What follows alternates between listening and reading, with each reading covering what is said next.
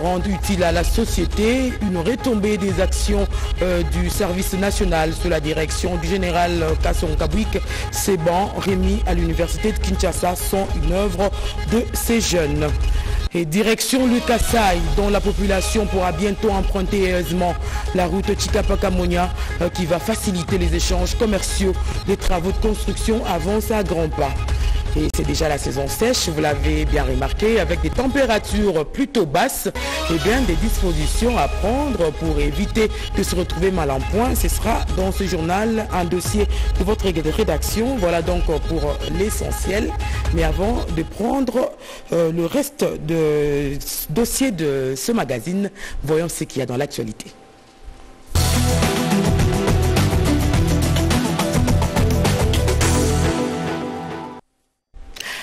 Voilà donc un dimanche qui se termine en sport et en beauté pour les Congolais. Cette victoire bien méritée des Léopards de la RDC face aux éperviers du Togo par un score d'1-0.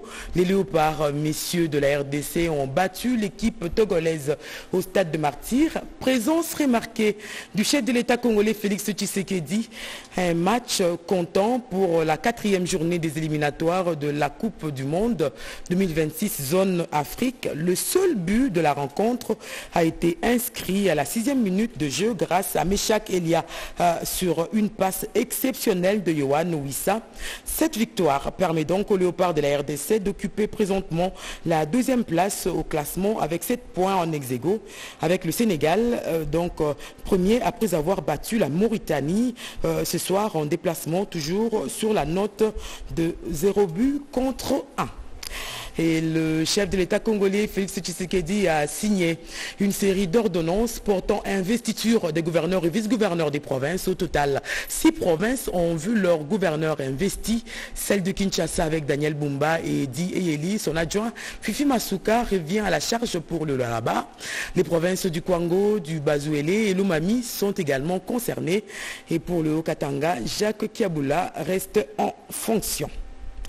Et donc nous allons prendre tout à fait autre chose. Il est question à présent de l'évaluation des travaux exécutés au Kasaï pour la construction de la route Chikapa-Kamonia. Une bonne nouvelle, une initiative qui facilitera les mouvements des personnes et les échanges commerciaux. Ces travaux lancés il y a 3 mois avancent à grands pas. Franklin Kalombo.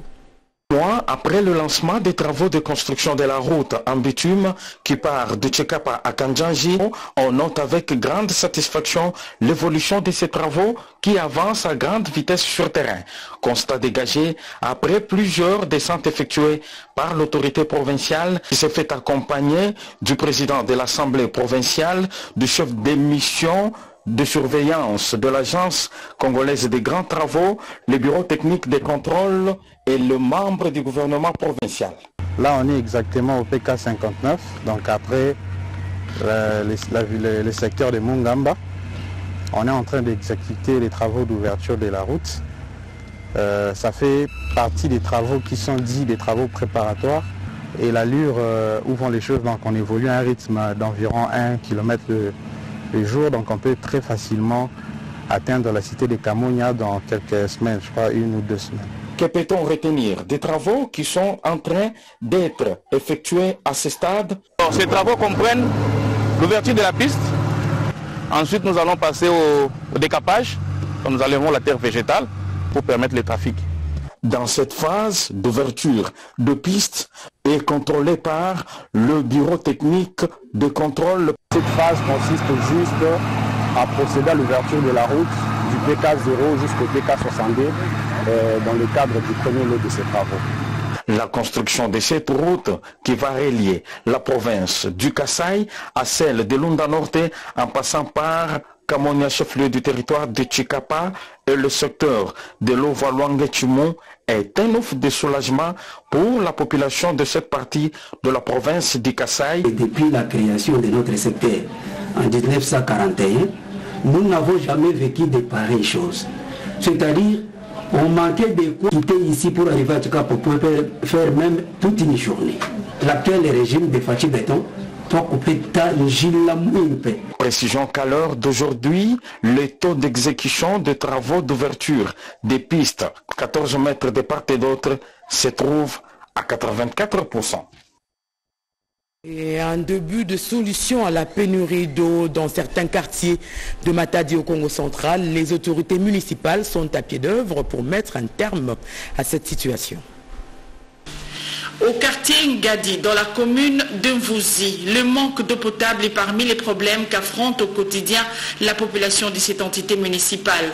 Raison pour laquelle le gouvernement provincial du Congo central a initié un projet d'adduction en eau potable qui aboutit en séjour à l'aménagement de 2 sources d'eau dont l'inauguration est faite par Oscar Mbunga, bourgmestre de la commune de Mvouzi, en présence du représentant du gouverneur de province, coordonnateur d'études et investissements, du directeur de la société Sotave, des chefs de quartier, chefs de cellule ainsi que d'autres autorités du quartier Ngadi. Les habitants en liesse n'y tarissent pas de remerciements. Les 2 sources d'eau sont situées, l'une sur avenue Paul Akambu, cellule Mbongo Ketani, et l'autre sur rue Dianonga, cellule Ndimba Momo. Grâce à ce projet, la population de cette partie de la commune de Mvouzi bénéficie désormais d'un réseau d'eau qui comprend 3 stations bornes-fontaines qui va approvisionner environ 250 ménages, soit près des 3. La population passe moins de temps à recueillir de l'eau. Un bidon fait à peine 1 minute pour être rempli de 25 litres. C'est une avancée conséquente. Ainsi que sur l'autre site qui a presque la même configuration, toujours avec 2 points de distribution. Et c'est ce type de projet qui fait en sorte que le développement là-bas se fasse plus sereinement. Le bourgmestre Oscar Mbunga, satisfait de cette initiative qui vient soulager la population de cette partie de sa juridiction, demande à cette dernière de bien prendre soin de cet ouvrage et émet le vœu de voir d'autres sources d'eau de son entité aménagées pour le bien-être de ses administrés. Une question écrite à l'Assemblée nationale, le député national Lotika l'adresse au directeur général de l'ASNEL. Il s'agit de la réparation de la centrale hydroélectrique de La Chopo, propos recueillis par Anim Balaka.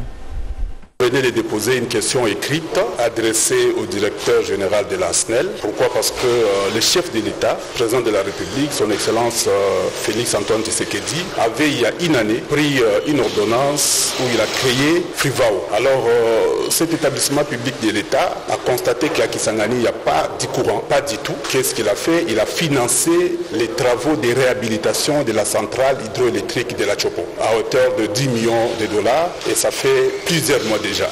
Nous aussi de notre tour, nous avons constaté que depuis tous ces temps, rien n'est fait, il n'y a pas un changement positif. Voilà pourquoi nous avons jugé utile d'actionner les moyens d'information qui est la question écrite pour qu'il nous explique d'abord, premièrement, l'utilisation de ces fonds mis à sa disposition, mais aussi et surtout, la population a besoin de savoir pourquoi pendant tous ces temps, cette centrale peine à fonctionner normalement. Nous sommes en train de faire notre travail, vous nous voyez ici avec les élus, un élu de la ville de Kisangani, mais aussi un élu du territoire de Sangui. Nous sommes de la province, de La Chopo, nous sommes en train de travailler pour cette population-là. Ce que nous venons de faire ici, ce n'est que faire le travail que la population nous a envoyé de faire. Nous sommes en train de mener des démarches ici, nous sommes en train de faire notre travail de parlementaires pour trouver solution à ces problèmes, parce que ça n'a fait que durer. Parce que ça fait plusieurs années que Kisangani est plongé dans les noirs. Voilà, on venait d'être élus, nous sommes là, c'est la première session de cette législative. Nous venons de poser une action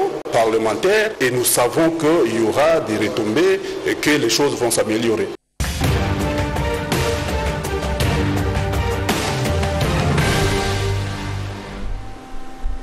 Et place donc à la synthèse des activités hebdomadaires du premier citoyen congolais Félix Tshisekedi, le chef de l'État de la RDC. On l'a vu impliqué pour la réussite de l'investiture du gouvernement. C'est entre autres éléments que Kimam Moïse a sélectionné pour vous. Collaboration franche entre institutions de la République. Les présidents de 2 chambres du Parlement ont eu des entretiens tour à tour en début de semaine à la Cité de l'Union africaine avec le président de la République Félix Antoine Tshisekedi Tshilombo. Reçu le premier, Vital Kamerhe, président de l'Assemblée nationale, a rassuré que la chambre basse du Parlement est prête pour l'investiture du gouvernement de Madame le Premier ministre Judith Suminwa, qui interviendra entre le 10 et 11 juin en cours. Madame le Premier ministre sera d'abord reçue avec son programme qui sera multiplié et remis aux députés, a indiqué le président de l'Assemblée nationale. C'était ensuite au tour du président du bureau provisoire du Sénat de faire le rapport de la bonne marche de la Chambre haute du Parlement au chef de l'État. Pascal Kimbelo a déclaré que son bureau provisoire s'attelle à préparer l'élection du bureau définitif du Sénat qui devra intervenir au plus tard le 15 juin prochain, a-t-il précisé. Brazzaville, la République du Congo, va bientôt se doter d'un siège de la Commission du climat du bassin du Congo. Reçue à la Cité de l'Union africaine, la ministre congolaise chargée de l'environnement, du développement durable, Arlette Soudan Nonot, était porteuse d'une invitation du président Denis Sassou Nguesso adressée à son homologue de la RDC Félix Antoine Tshisekedi Tshilombo pour participer à la cérémonie inaugurale de ce siège et de la radio-télévision du bassin du Congo. Détenant à elle seule plus de 62% des forêts du bassin du Congo, la République démocratique du Congo joue un grand rôle dans la conservation de la nature. La ministre congolaise a souligné l'importance de la RDC et de la République du Congo dans la régulation du climat grâce aux tourbières que détiennent les deux pays. Ancienne envoyée spéciale du chef de l'État pour la nouvelle économie du climat, la ministre déléguée près le ministère de l'Environnement, Madame Stéphanie Mbombo, a pris part à cette entrevue.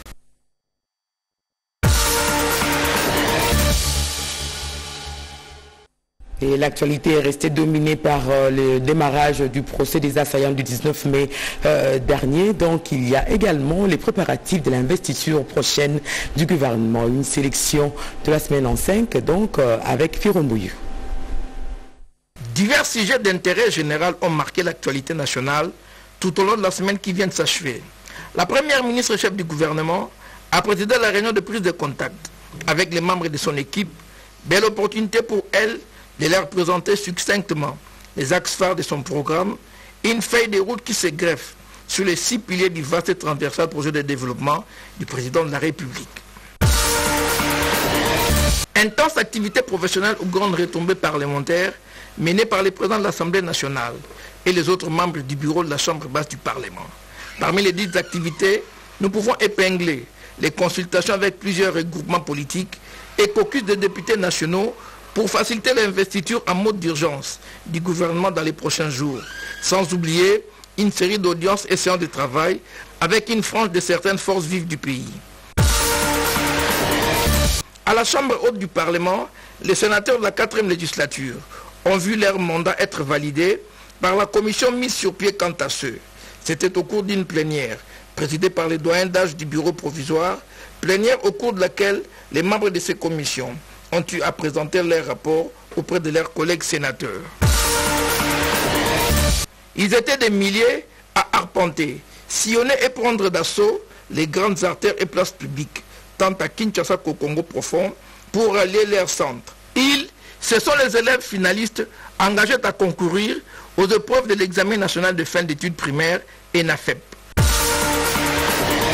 À la fondation Denis Nyakeru Tshisekedi, 3 appareils pimpants neufs d'échographie, de dialyse et de l'endoscopie, appareils à même de soulager tant soit peu les patients qui souffrent de ces maladies, dont faits par la société Congo Environment, ont été réceptionnés par la première dame de la République démocratique du Congo. Démarrage au courant de la semaine du procès des 53 putschistes à la prison militaire de Ndolo dans la commune de Barumbu. C'est hors la loi et assaillant, appréhendé par les forces de défense et de sécurité dans la foulée des attaques armées menées contre la résidence du président de l'Assemblée nationale et du cabinet du chef de l'État, situé au palais de la Nation, qui se retrouvent dans le box des accusés, sont poursuivis judiciairement. Les reprochés aux assaillants les infractions ci-après, attentats, terrorisme, détention illégale des armes et des munitions de guerre, tentative d'assassinat, association des malfaiteurs, meurtre et financement du terrorisme. À l'instar d'autres pays de la planète, la République démocratique du Congo, l'un des poumons de la biodiversité, avec son bassin, a elle aussi célébré la Journée mondiale de l'environnement. Placée sous le thème « La restauration des terres, la désertification et la résilience à la sécheresse », la commémoration de cette journée a vu les autorités politico-administratives et socio-professionnelles du pays organiser une plurielle et variée d'activités à même de sensibiliser le public dans la célébration des actions en faveur de la protection de l'environnement. Et en marge de la célébration de cette journée mondiale, le ministre des Communications et Médias a lancé le tout nouveau média environnemental dénommé Mongobay. À la radio-télévision nationale congolaise, après 45 jours d'intenses travaux, la commission de la réforme de la grille des programmes a clôturé ses travaux. Une clôture sanctionnée par le dépôt du rapport auprès de Madame la directrice générale de la RTNC. En société, pendant que la nation congolaise tout entière s'attelle à lutter efficacement contre les armes légères et petits calibres à travers l'élaboration d'une feuille de route imposable à tous, certains habitants de la commune de Lemba se sont réveillés en milieu de semaine dans une stupeur effroyable au lycée Mpiko de cette municipalité avec la découverte d'une arme comprenant des munitions. Dans la commune de Barumbu, le célèbre marché Epolo, situé au croisement des avenues Kabambare, Itaga et Progrès, qui est menacé d'expoliation par certains inciviques ennemis de la nation, a bénéficié d'une itinérance administrative de certaines personnalités de notabilité de cette municipalité qui se sont imprégnées de la situation et ce après avoir effectué une descente à la cité Kitoko où les maisons étaient incendiées. Enfin, une semaine noire à la radio-télévision nationale congolaise qui vient de perdre l'un de ses talentueux journalistes et présentateurs des journaux télévisés et parlés à la radio, à la personne de Fabrice Wanzenge Djokoli Kosama, élevé dernièrement au rang de directeur provincial de la RTNC Nord Ubangi.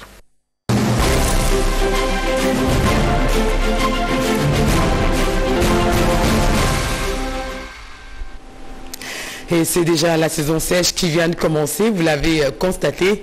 Ce changement de climat vient ainsi avec son petit lot de soucis sanitaires. Heureusement que cela n'est pas une fatalité, il existe des précautions à prendre pour ne pas se retrouver donc malade. Dossier de Nono Mansekou.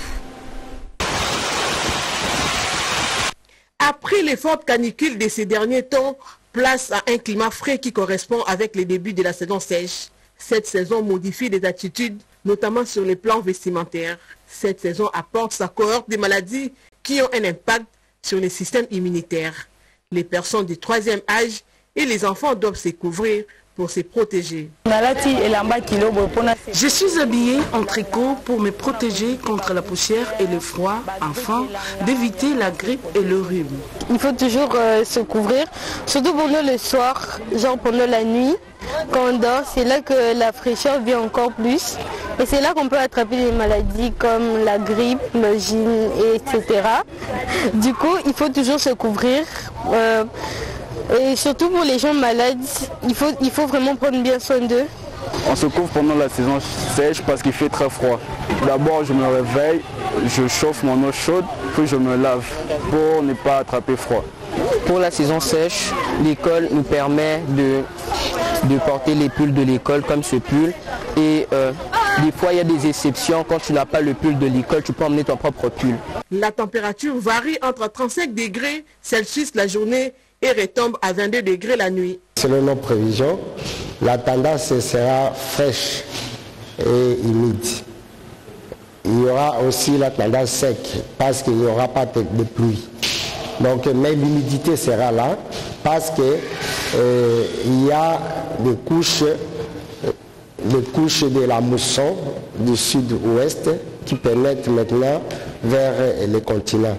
Donc, il fera frais pendant cette période, et surtout au mois de juillet où nous allons connaître encore la fraîcheur intense par rapport à actuel. Rhume, grippe, toux et conjonctivite sont fréquents en cette période de saison sèche marquée par la poussière. Quand il y a un changement de saison, il y a aussi des microbes qui vont se manifester. Et souvent, ce sont des virus qui amènent des maladies que nous appelons maladies saisonnières, dues au changement. Et ce que nous craignons plus dans ces maladies-là, elles peuvent se compliquer en d'autres pathologies. Surtout chez les enfants, ça peut se compliquer par des angines, des infections, des otites. Et la plus grande crainte, sont les maladies respiratoires. Donc les insuffisances respiratoires aiguës. Les ports des habits adaptés à la saison est recommandé, mais ces habits ne sont pas à la portée de toutes les bourses. Je vends souvent les robes, mais comme c'est la saison sèche, je vends les habits lourds. Malheureusement, la vente est faible. Les dermatologues recommandent de bien soigner la peau afin de la protéger contre les intempéries.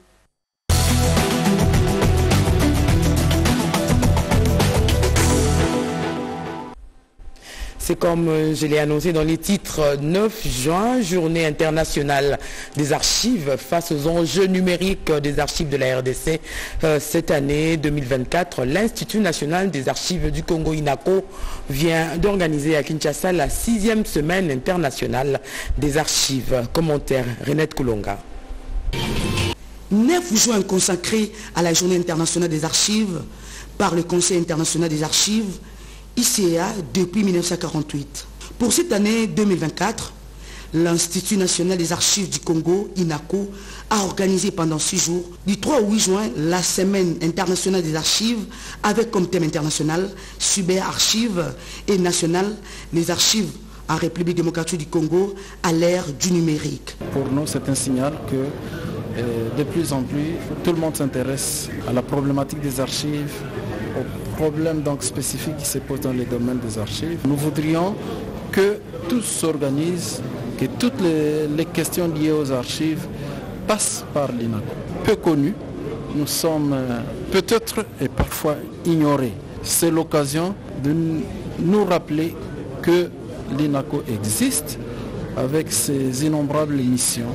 Nous existons, nous sommes là pour accompagner les gouvernements qui nous considèrent d'ailleurs.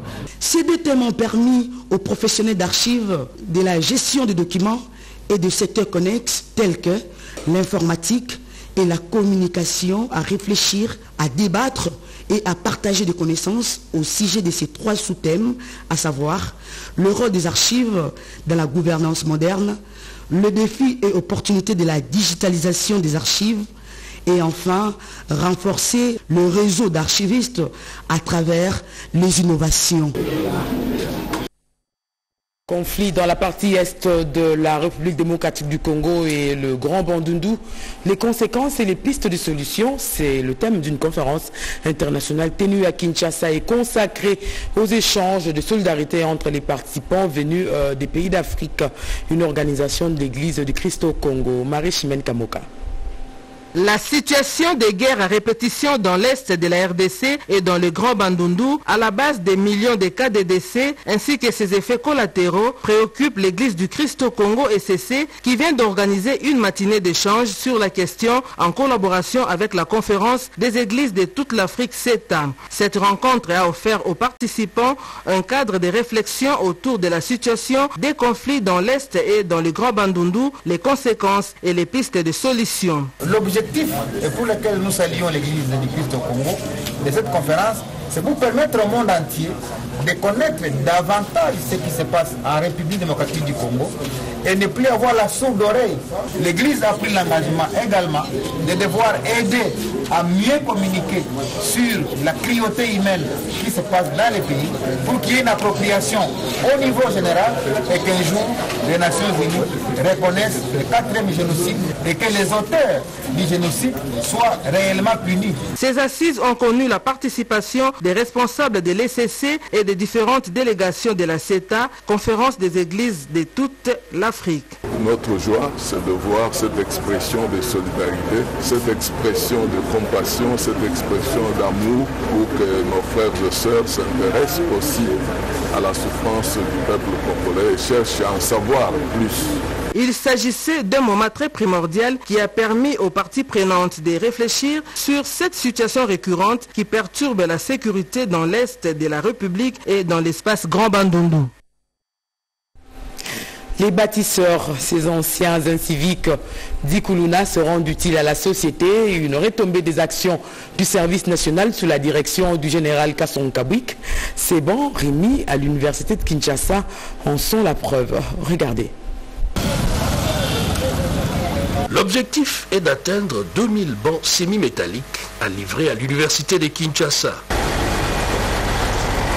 Le service national s'y emploie. Après la première remise, voici la deuxième avec une centaine de bancs pour améliorer les conditions d'apprentissage dans ces hauts lieux de la science. Encore une fois, le travail des bâtisseurs du service national se trouve sublimé, effaçant ainsi leur passé de délinquants. Nous sommes venus au nom du commandant du service national, le général-major Jean-Pierre Kassongabouik, qui est en mission à l'intérieur du pays, donner à l'UNIKIN le deuxième lot. Il vous souviendra que vendredi, la semaine passée, il a dit que chaque semaine, le service national va continuer la livraison des balles UNIKIN jusqu'à atteindre 2000 bancs, ce qui fait 10 000 places assises. Ce que vous voyez, c'est un service que le service national rend à la nation. Donc réellement, c'est un service national au service de la nation. Et pour les étudiants, pour les dirigeants de l'université, c'est toute une satisfaction parce que vous savez que nous avons connu les problèmes de retard dans nos années académiques. Et avec ces dons, qui est un deuxième lot, je crois que ça va nous aider à écourter les années académiques. Le service national, bras séculier dans la matérialisation de la vision du chef de l'État pour une jeunesse consciente et à même de participer à la production locale, entrevoit déjà d'intervenir dans d'autres domaines tout aussi essentiels avec sa main-d'œuvre qualifiée. Et puis le développement du secteur agricole, une réponse aux maux qui gangrènent la RDC. C'est donc ici l'importance des journées scientifiques organisées à la faculté d'agronomie de l'université de Lubumbashi. Images et commentaires. Les discussions de ces journées scientifiques ont permis de dresser un état des lieux alarmant de l'agriculture en RDC. Malgré son immense potentiel, plusieurs contraintes majeures freinent le développement du secteur agricole. C'est entre autres la faible valorisation du potentiel agricole. De 80 millions de terres arables, seuls 10% sont exploités. Le paradoxe entre potentialité et production, le manque des données sur l'utilisation de l'aménagement des sols agricoles, le manque des politiques agricoles adéquates ou encore la dépendance aux importations. Il y a le problème des gouvernances dans le secteur agricole. C'est ça les grands problèmes.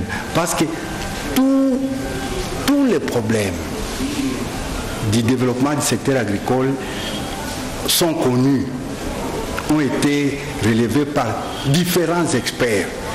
Des solutions ont été proposées. Les 20 communications ont abouti à des solutions durables pour une agriculture plus performante en RDC. Il a été suggéré au gouvernement de porter des budgets alloués à l'agriculture à au moins 10% du budget national et d'améliorer la gouvernance agricole. L'occasion était propice pour le doyen de la faculté des sciences agronomiques, le professeur Milorgo Ishucha, de prendre l'engagement d'initier davantage des recherches répondant aux besoins soulevés dans ces assises. Pour le recteur de l'université de Lubumbashi, le professeur Gilbert Kishiba Fitula, ces solutions sont la clé de voûte pour le développement intégral de la RDC. Les conclusions de ces journées sont un appel de tous à l'action. Nous allons, dans ce cas, monsieur le doyen, en recevant votre document final, rendu possible par l'immense participation en qualité de cette auguste auditoire et des experts. Nous allons découvrir ce même document à tout droit, déjà au ministre de l'Enseignement supérieur et universitaire.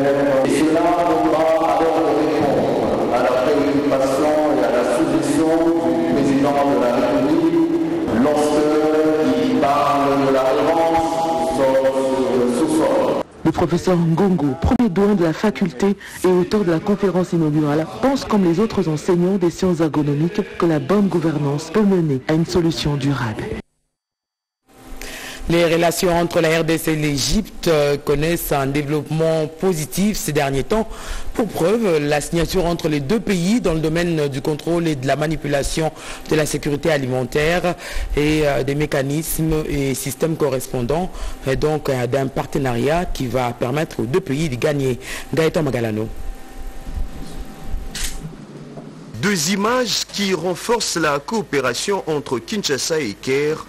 Ici en image, le président de l'autorité nationale de sécurité alimentaire et son homologue congolais, directeur général de l'autorité de réglementation de médicaments RDC, en présence de l'ambassadeur congolais en Égypte, ainsi que son collègue égyptien au Congo-Kinshasa, signent virtuellement un protocole de coopération qui vise à renforcer la coopération et la coordination entre les deux parties dans le domaine du contrôle et de la manipulation de la sécurité alimentaire et de mécanismes et systèmes correspondants.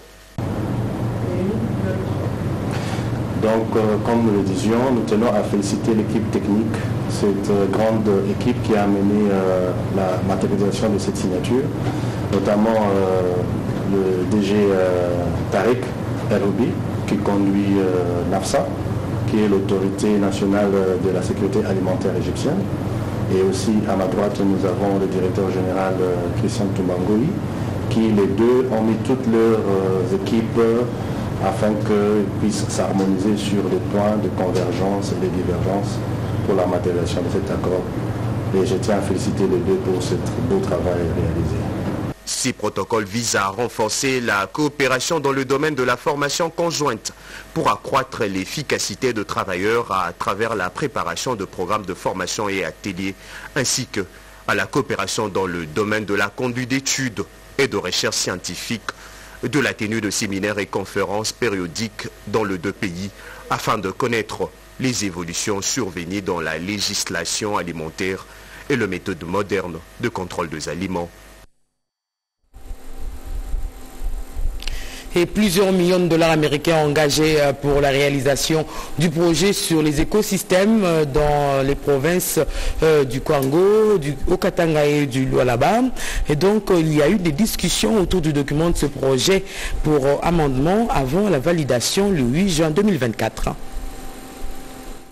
Les documents proposés par les consultants nationaux et internationaux sur les projets de restauration des écosystèmes en RDC, spécialement les forêts Nyondo ou forêts claires dans 3 provinces, sud du Congo, sud-est au Katanga et Lualaba, à travers la lutte contre la déforestation, a été, durant 2 jours, soumis au débat pour sa révisitation en y apportant des amendements avant la validation.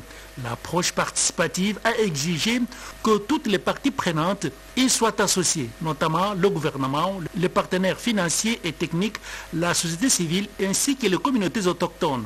Plus de 60 millions de dollars américains engagés par les fonds de l'environnement mondial et les fonds de FIDA pour restaurer environ 5 millions d'hectares de forêts. Ce projet va apporter une dizaine de millions de dollars. Il va s'intégrer dans le dispositif de mise en œuvre du projet à venir, qui va lui donner les moyens de mise en œuvre, et il va également compléter certains aspects que le FIDA finance déjà dans la restauration des écosystèmes. Après la consolidation de ces documents, des recommandations ont été formulées pour l'atteinte des objectifs attendus. Les recommandations phares, c'est d'abord la restauration des écosystèmes. Consolider le document préparé par les consultants. Avec les communautés, arriver à les appuyer avec les moyens du projet pour qu'ils puissent améliorer leurs conditions de vie. C'est ça le but ultime. Pour la réussite de ces projets, il faut l'implication de toutes les communautés de base concernées en vue de la transformation et l'amélioration de leurs conditions de vie. Et au ministère de la Justice, Rose Mutombo, ministre sortant en charge de ces secteurs, et son vice-ministre ont reçu des mouvants adieux des cadres et agents du secrétariat général de ce ministère au cours d'une cérémonie reprise dans ce reportage. Cadres et agents de l'administration de justice se sont retrouvés autour de la ministre d'État sortant de la justice et garde de Sceaux, Rose Mutombo Kiese, accompagnée de son vice-ministre. Cette cérémonie de revoir a permis au personnel de justice de saluer la marche qu'il a menée aux côtés de la ministre d'État, Rose Mutombo, assortie de plusieurs réformes et réalisations dans le secteur de la justice.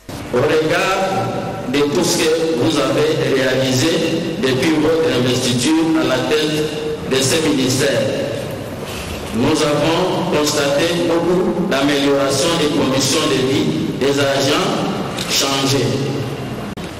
Pour nous, femmes du ministère de la Justice, c'est une femme qui constitue pour nous un modèle. Très ému par cette marque de reconnaissance. Rose Mutomboki s'est dit fière du climat de collaboration qui a caractérisé son mandat. Elle souhaite que cela se poursuive avec son successeur. Je suis fier du climat de travail qui a été entretenu pendant mes 3 années de mandat. Je suis fier de l'exécution des différentes décisions que je prenais pour que l'administration et les différents services spécialisés puissent l'exécuter. Je ne pouvais pas tout accomplir. J'ai fait ma part pendant les 3 ans et que ceux qui viendront après moi feront aussi leur part. C'est dans une ambiance bon enfant que les uns se sont séparés des autres. Et le Haut-Katanga célèbre la réélection de Jacques Kaboula à la tête de cette province. Ce week-end, on a laissé place à cette célébration chrétienne avec le pasteur Moïse Mbié pour consacrer à Dieu ce nouveau mandat, un moment de communion avec les forces vives, y compris Vision Fachi rénovée. Reportage. Tous au stade Frédéric Kibasa-Maliba pour un louange divin avec les chantres de l'Éternel, les pasteurs Moïse Mbié.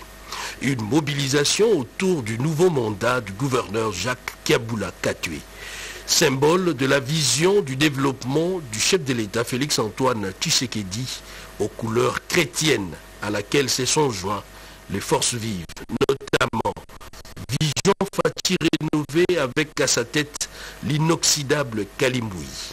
Ces derniers a ramené toute sa troupe au stade Frédéric Kibasa-Maliba pour réitérer son soutien au chef de l'exécutif provincial. Il y a Jacques Kaboula Katoué. Nous devons soutenir toutes les actions du gouverneur Jacques Kaboula Katoué. Et vous avez tous vos billets pour le concert de Moïse Mbié.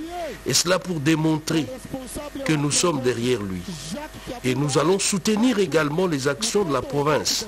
Parce que Kaboula est le fils idéologique de Félix-Antoine Tshisekedi. Et nous sommes également de cette lignée. Dans une euphorie totale, les Louchoises et Louchois ont encore une fois de plus démontré leur attachement au gouverneur Kaboula.